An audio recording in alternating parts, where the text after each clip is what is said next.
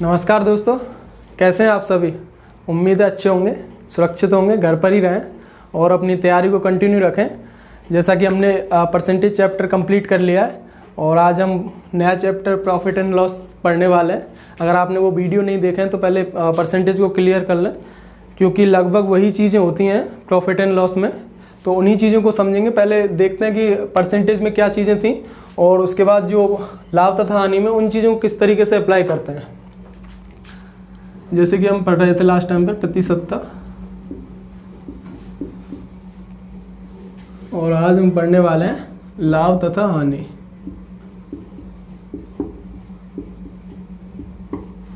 तो देखिए, जैसे कि परसेंटेज में हम क्या करते थे कि जो वृद्धि होती थी, जैसे कि हमने कहा कि कोई वस्तु है 100 रुपये की है, अगर उसमें 20% की वृद्धि कर दी जाए तो वो वस्तु कितने रुपए की हुई। यानी कि जो हम वृद्धि करते थे वही चीज़ जब लाभ तथा हानि पढ़ते हैं तो वही चीज़ वृद्धि जो होती है परसेंटेज में, वो लाभ तथा हानि में क्या होती है, लाभ।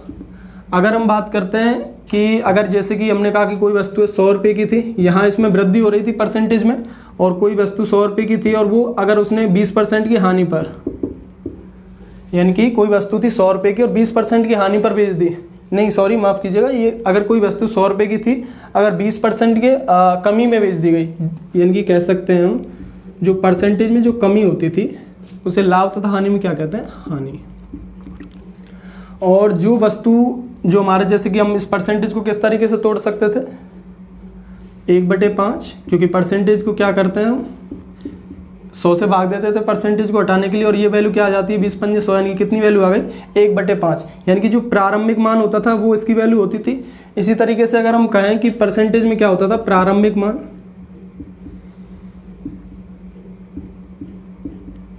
वो जो लाभ तथा हानि में क्या होता है, क्रय मूल्य, यानी कि जो हमारा प्रारंभिक मान होता है वो क्या होता है, क्रय मूल्य।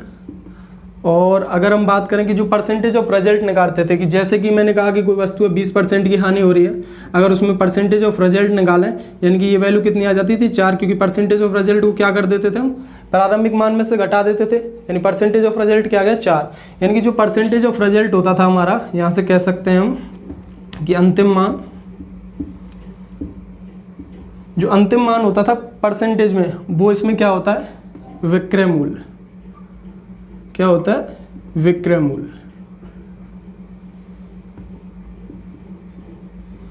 अब जरा इनकी परिभाषा समझ लें कि लाभ क्या होता है, हानि क्या होती है, क्रय मूल्य क्या होता है और विक्रय मूल्य क्या होता है। ये चीज़ें हमने समझी थी कि जो परसेंटेज में क्या होता था, जो वृद्धि होती थी वो यहाँ क्या होता है, लाभ, जो कमी होती थी वो क्या होता है, हानि, और जो प्रारंभिक मान होता था क्या वो होता था, क्रय मूल्य, और जो अंतिम मान होता था वो क्या होता था, विक्रय मूल्य। इन चीज़ों को जब आप अच्छे से समझ लेंगे तो आपको क्वेश्चंस को करने में आसानी हो जाएगी। अगर ये बेसिक है, इस चीज़ को आपको समझना होगा। अगर ये चीज़ें आपने नहीं समझी तो फिर आपको पूरे चैप्टर में प्रॉब्लम होने वाली है। तो पहले इन चीज़ों को अच्छे से समझ लें। जैसे कि अगर मैं कहूँ आपसे कि क्रय मूल्य क्या होता है, जो आपको लगे वो आप नोट डाउन कर सकते हैं। जैसे कि मैं कहूँ क्रय मूल्य क्या होता है, क्रय मूल्य को बोलते हैं इंग्लिश में कॉस्ट प्राइस, जिसे हम सीपी से नोट करते हैं। पहले मैं कॉस्ट प्राइस लिख देता हूँ। ये क्या होता है, कॉस्ट प्राइस। इसे हम जो डिनोट करते हैं वो करते हैं सीपी से। अब कॉस्ट प्राइस क्या होता है, क्रय मूल्य क्या होता है, जिस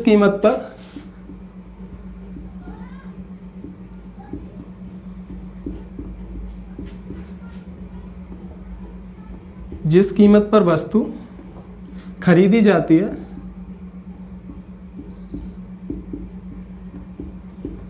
वह क्या कहलाता है हमारा, वह मूल्य क्रय मूल्य कहलाता है।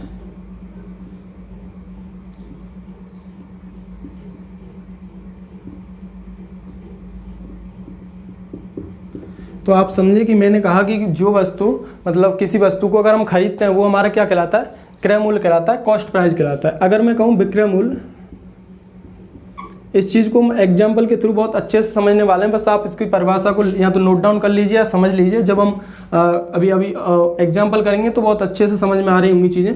जैसे कि क्रय मूल्य क्या था, विक्रय मूल्य अगर हम बात करें कि विक्रय मूल्य क्या होता है, जिसे बोलते हैं सेलिंग प्राइस।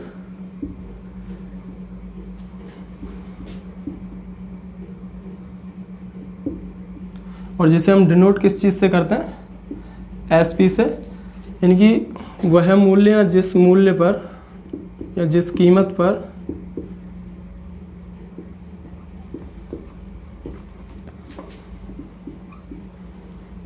वस्तु बेची जाती है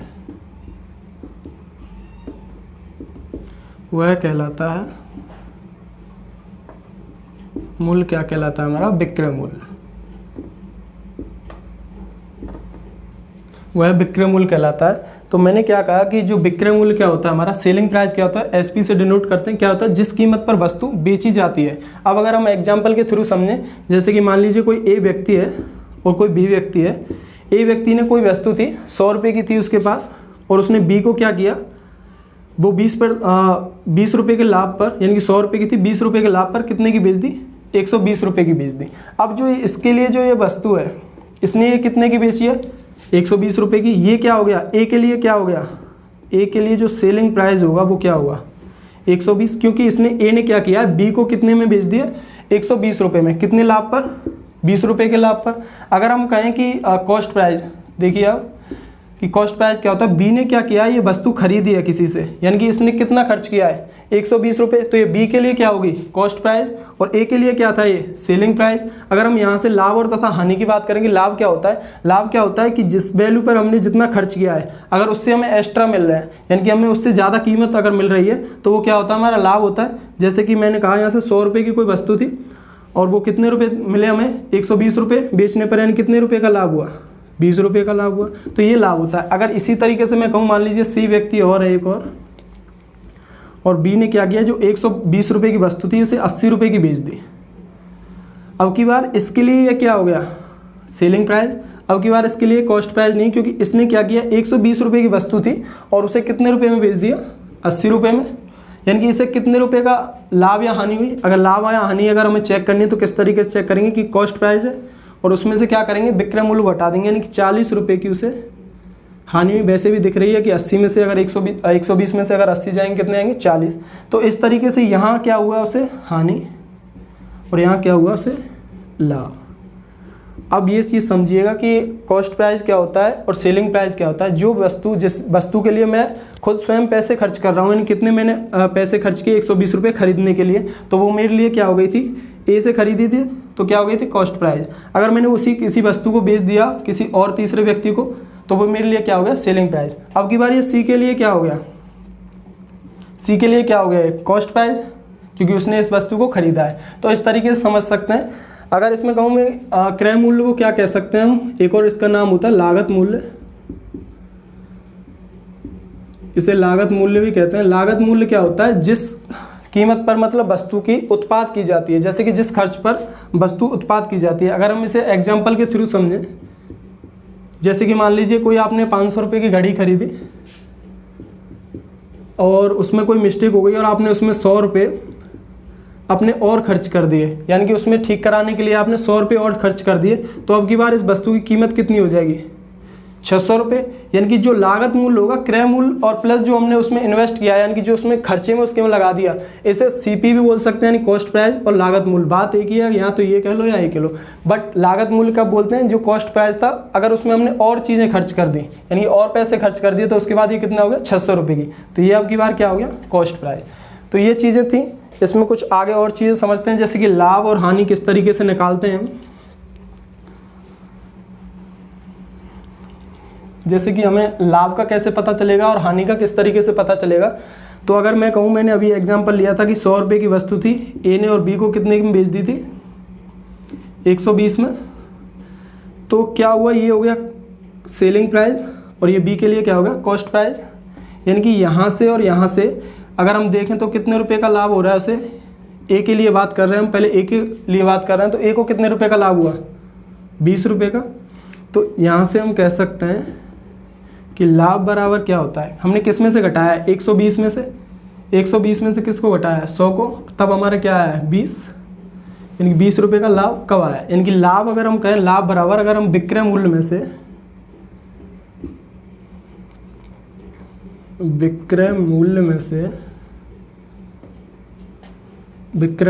से अगर हम घटा दें क्रय मूल्य को,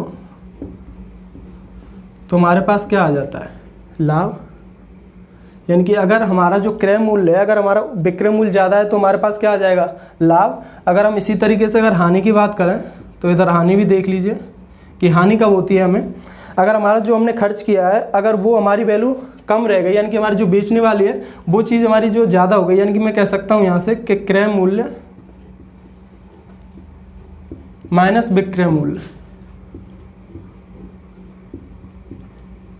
किस तरीके से समझिए ज़रा, जैसे कि हम इसी चीज़ को ले लेते हैं यहाँ से कि बी ने 120 रुपये में ये वस्तु खरीदी थी ए से, अगर ये वस्तु इसने किसी सी आदमी को और कितने रुपए में बेच दी, 80 रुपये में। अब की बार उसे कितने रुपए का हानि हुई है, उसे कितने रुपए की हानि हुई है, 40 रुपये की।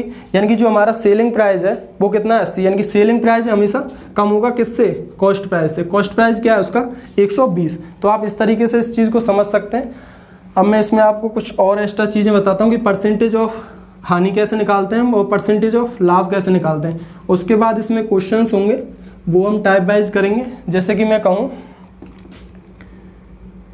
कि लाभ परसेंटेज हम कैसे निकालें, तो लाभ परसेंटेज कैसे निकालेंगे कि कोई वस्तु थी, जैसे कि अभी वाला एग्जांपल अगर लें ए और बी वाला, तो 100 रुपये की थी, 120 रुपये में बेच दी, कितने का लाभ हुआ, 20 रुपये का।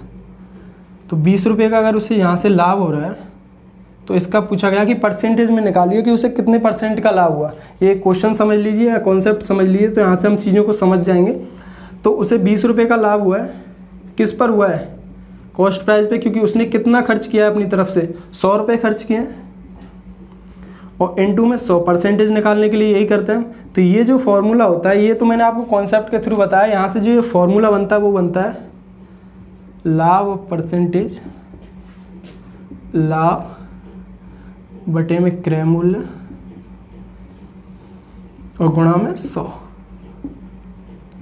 तो ये चीज़ को आपको समझना होगा किस तरीके से कि हमेशा जो वैल्यू होती है, एक चीज़ को आप नोट करके लिख लें,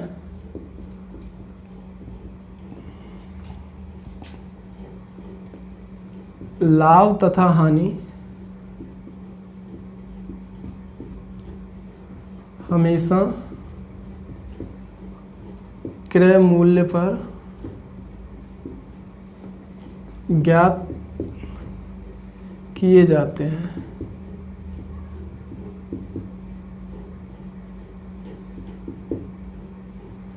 तो आपने समझा मैंने क्या कहा है कि लाभ तथा हानि हमेशा क्रय मूल्य पे, यानी कि जो हमारी प्रारंभिक वैल्यू होती है, जो परसेंटेज में हम जिसे प्रारंभिक वैल्यू बोलते थे, वहीं इसे क्या बोलते हैं हम, क्रय मूल्य बोलते हैं। यानी कि क्रय मूल्य पे ही आपको चीज़ को ज्ञात करना होगा कि हमें लाभ हो रहा है या हानि हो रही है। जैसे कि मैंने अभी 100 रुपये वाला एग्जाम्पल लिया था कि ए को 100 रुपये और बी को कितने रुपए में बेच दी है वस्तु, 120 रुपये में। यानी कि ये उसके लिए कॉस्ट प्राइस है, क्योंकि उसने कितना खर्च किया है, 100 रुपये खर्च किए, लेकिन उसे कितने मिल रहे हैं, 20 रुपये एक्स्ट्रा मिल रहे हैं। तो यानी कि उसे लाभ हुआ है। किससे पता चला हमें कि इसको इसमें से घटा के इसी चीज़ को हम यहाँ अप्लाई करते हैं। तो लाभ परसेंटेज निकालने के लिए यानी कितने रुपये का लाभ हुआ, 20 रुपये का। कॉस्ट प्राइस क्या था, यानी क्रय मूल्य क्या था उसका, 100 रुपये। तो यहाँ से हमने ये 100 रुपये निकाला था और कितना आ गया था, ये आ गया था जो परसेंटेज आ गया यहाँ से 100 से 100, यानी कितना आ गया, 20%। तो आप देख सकते हैं इस तरीके से। अगर हम हानि की बात करें तो हानि कब होगी, तो हानि के लिए भी सेम प्रोसेसिंग है कि हानि हो रही होगी तो हानि और बटे में क्रय मूल्य पे, ये जो वैल्यू हमें ज्ञात करनी है वो किस पर ज्ञात करनी है, क्रय मूल्य पर गुणा में 100। तो ये कुछ चीज़ें थी जो आपको समझनी थी। हम इसमें कुछ और चीज़ें देखते हैं, जैसे कि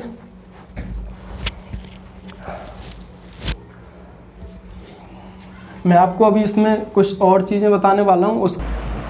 तो जैसे कि हम चीज़ों को कर रहे थे कि अगर मैं कहूँ प्रॉफिट हमें कब होगा, तब हमारा जो सेलिंग प्राइस होगा वो कॉस्ट प्राइस से अधिक होगा। तो हम क्या कह सकते हैं कि प्रॉफिट बराबर SP माइनस के CP।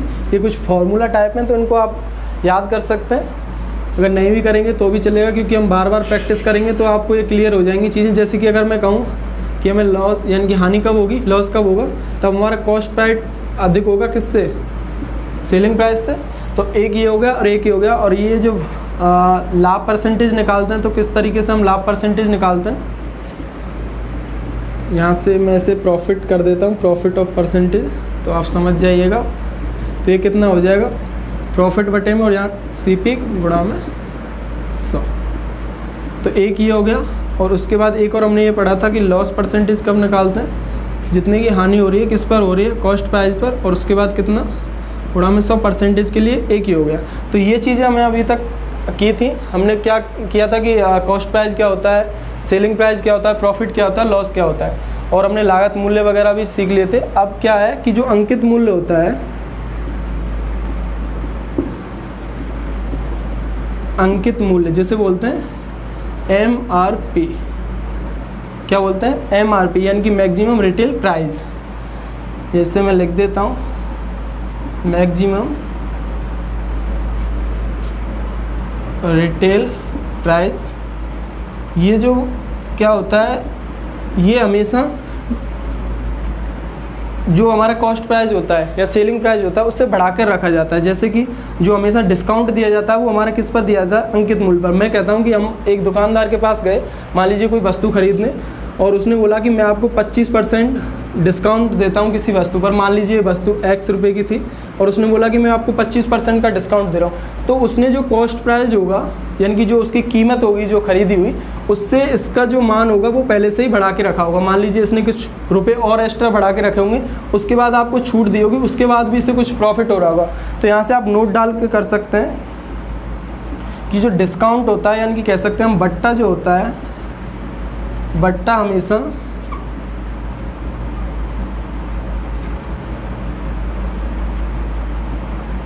अंकित मूल्य पर दिया जाता है।